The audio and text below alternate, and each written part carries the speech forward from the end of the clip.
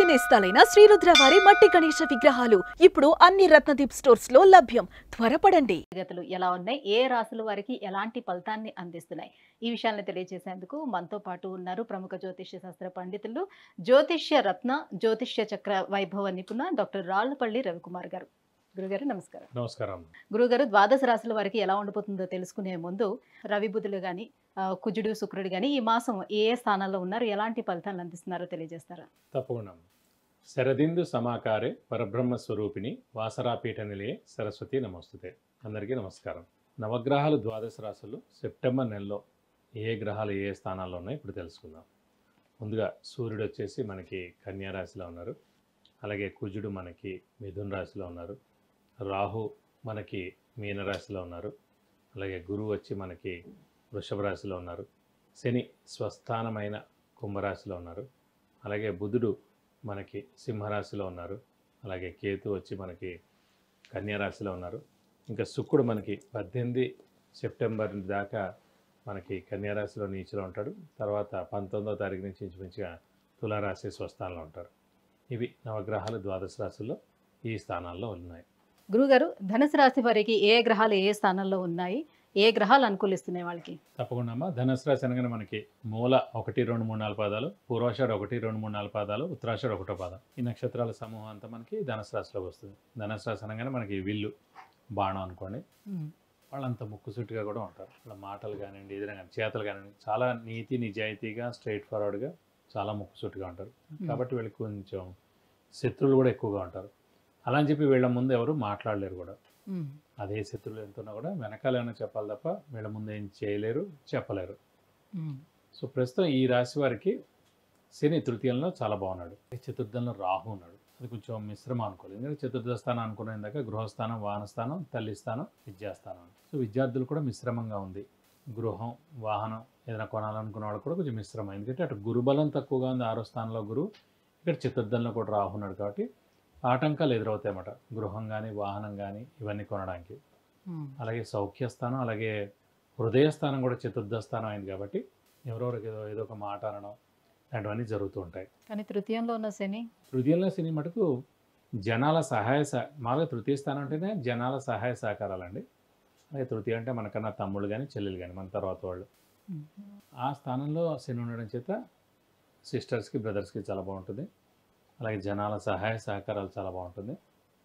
అలాగే శని ఆరోగ్యకారకుడు, ఆయుష్కారకుడు కూడా కాబట్టి, వృత్తికారకుడు, ఉద్యోగకారకుడు కూడా కాబట్టి, ప్రొఫెషన్ కారకుడు కూడా శని అయ్యాడు. కాబట్టి ఈ రంగాలన్నిటి కూడా చాలా బాగుంటుంది. సో ఉద్యోగస్తులకి, అలాగే ప్రొఫెషనల్స్కి చాలా బాగుంటుంది అని చెప్పుకోవాలి. అలాగే ఆరోగ్య ఆయుష్ కూడా చాలా బాగుంటుంది ధనుసు రాశి వరకు అని చెప్పుకోవాలి.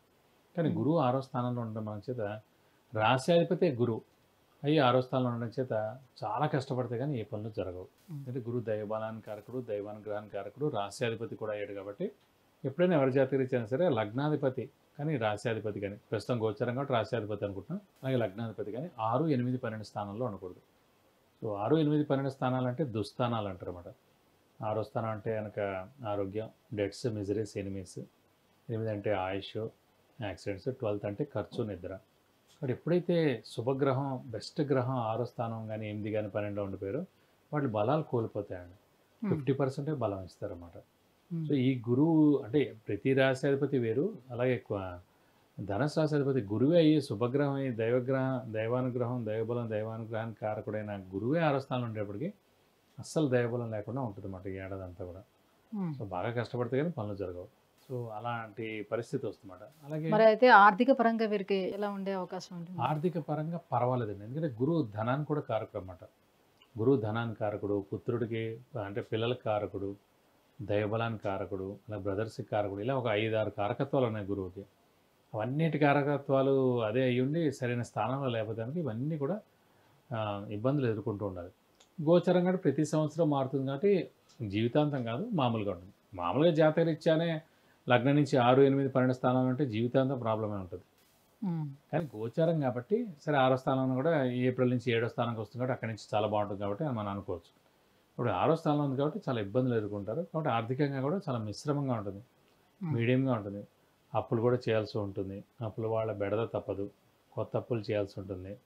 శత్రువులు ఎక్కువ అవుతూ ఉంటారు, మిత్రులు కూడా శత్రువులుగా మారేందుకు అవకాశం ఉంది.